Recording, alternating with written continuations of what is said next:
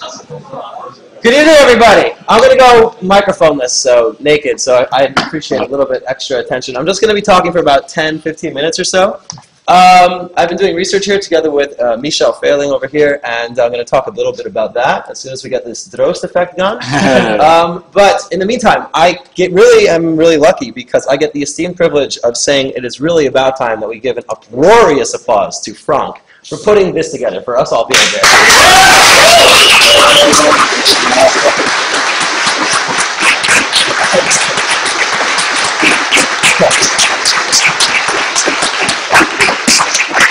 I mean, yeah, that applause can't go on long enough. And of course, we have to also thank everybody else in the NSSL, but Frank is the one that's really been working tirelessly, ceaselessly, focused on getting us all here together for what looks to be a really fantastic evening. So let's get talking about some psychology. That was the give it up slide. Let me introduce myself. I'll just introduce myself very quickly. My name is Adam Lobel. I'm a PhD here at Radboud. I work in pedagogie, gezin en gedrag. I come from Brooklyn, New York. That guy right down there. For anyone who's curious, that circular thing, that's Amsterdam, the A10 circle. I did my bachelor's in psychology at Brooklyn College, and I did a semester abroad at the UvA in 2008. And then after that, I really liked it in Amsterdam. I had a really good connection with people at the UvA, so I came back for my research master's. Also in psychology, social psychology was my specialization, and now I recently started my PhD that looks into the positive effects of video games on children and teenagers through the course of their development. And I do this work together with, right now I'm currently working with Michel Failing, and my supervisors are Professors Rutger Engels and Isabel Granick. So that's about me. I'm a social psychologist, and I'm very research focused, but you may also be concerned, well, does he play video games? And the answer, of course, is yes. They're just some of my favorite games. I don't know if you guys see eye to eye on me. And that's pictures of me gaming. But this talk isn't about me, this talk is about you. And more specifically, I want to talk about what does the research say about your brain, you gamers, and your social skills. And I think the bigger question that I want to end off with is, what do we know about children, our coming children and the children of today, with what happens to them when they're playing video games? So there's a great little comic that Frank posted on the NSSL website some time ago that really illustrates a lot of where the research has been focused. And that is on these cognitive influences of video games. So how is it that it changes the way we perceive our everyday world and the way that we interact with it just purely from a cognitive perspective with our problem-solving skills and the way that we, just actually physically perceive the world. And this comic looks like this. You have a little boy, and his room is a complete mess. Why? Because he plays Tetris all day. And his mother comes in and says it's time to clean up the room, and now this Tetris finally pays off. Look at the beautiful room he managed to put together. And this is sort of the idea that the research has been playing with, that cognitively it's changing the way that we think. And what's really nice is, even similar to the research that we do, there's research out there that looks at what you guys are doing, playing Starcraft. And it looks to see how it's changing the way in which you attune to things in your environment, and how it is you might be improving in your multitasking skills and in being able to not become distracted. These are the types of questions that this research is asking, and what they do is they actually have surveys that they provide to you, which is what we do with our work as well, and then they use a replay file to capture a log of what you've been doing in the game. So just a little bit of a rundown of this type of research. They've been able to show that people that play adventure games, so a lot of stimulation going on screen, are really good at multitasking. Sorry. And the spatial cognition, in terms of spatial cognition, this research has been around for about 10 years as well, showing that surgeons who do microsurgeries make less errors and are even better when performing especially surgeries involving small cameras if they spent a lot of their life playing video games. So being engaged in this certain way is coming into becoming a tool for them later in life in a real way that is quite helpful.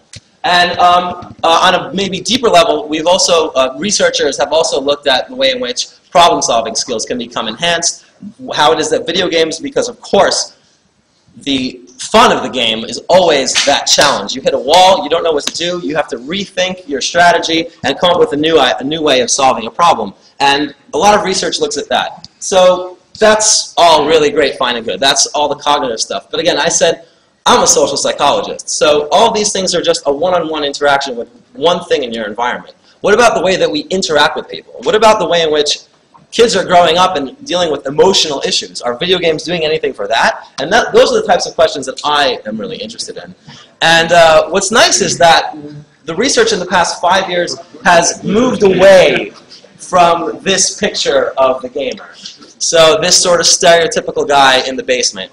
And some researchers have already begun just showing the social side of video gaming, how there is this massive collaborative community that gets built up around solving problems together. So when you see papers like this, an analysis of socio-emotional and task communication in online multiplayer games, how people collaborate together. We even see papers that deal with what we're here today for, coming to a LAN event and seeing how social these gamers really are. And people are even being so bold, as I read this one paper, the pro-social effects of playing a violent video game online. I mean, this is sort of speaking to, I think, our intuition, which we thought of 10 years ago when we were playing hours of GoldenEye with our friends, where we thought, oh, I'm not wasting my time. We're collaborating. We're making real friendships here. And this is all very nice research, but it's also problematic from our perspective because it's quite static. They go to these people, they see what they're doing, where they're at in their life, they see this social picture at these LAN events, but they're not actually showing, are these video games having an effect on the people? So that's what we want to do. And it's nice, like I said, that we've moved away from this picture of the gamer and we have this zeker geen sociale isolatie. There's no social isolation when we look at the gamers. So we've moved away from that, but now we really need to think about how are there effects out there? And for that, I think that we need to turn to the children and analyze them over time through the course of their development. I'm going to ask you guys a question. So here you can show how social you are with some participation. What percentage of children in the States do you think play games on a regular basis? Games in abroad. Video games. 72. 72. 82. 90. It's over 90%. The estimates range between 91 and 97%, if you can believe that. So there's a tremendous amount of all these kids growing up gaming. That is what is happening. And in fact, these kids that are growing up, by the time they turn 21, they've spent 10,000 hours playing video games.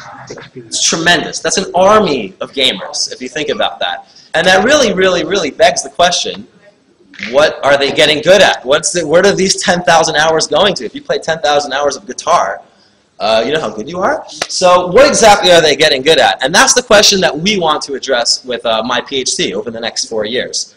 And what we seek to show is that, in fact, yeah, there's this social development happening around video games. Video games are the modern playground of the future. This is where, just like in the playgrounds that we are quite used to, this is where you also see children developing perspective taking, ethical reasoning, and collaborating in an environment where they're really developing the skills they need to deal with problems later on in their life.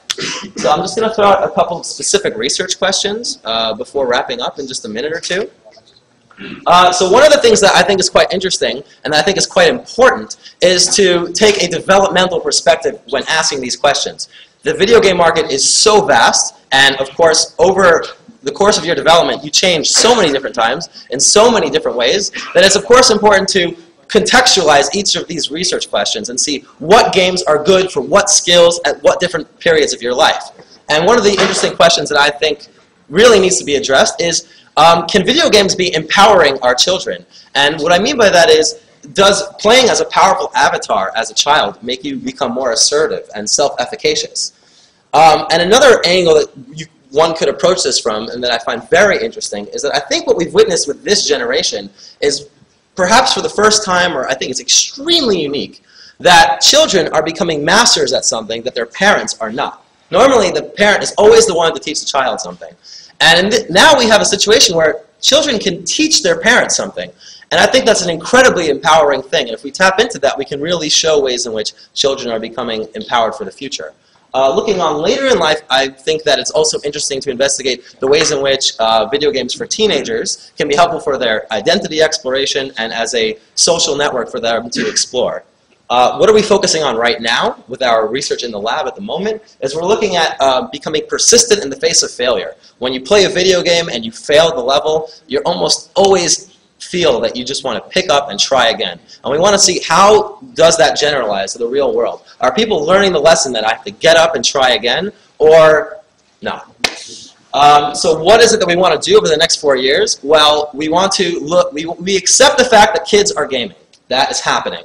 So we need to understand what is happening. And the questions we're asking, again, are socio-emotional. How are they changing in terms of the way they interact with people on an emotional level?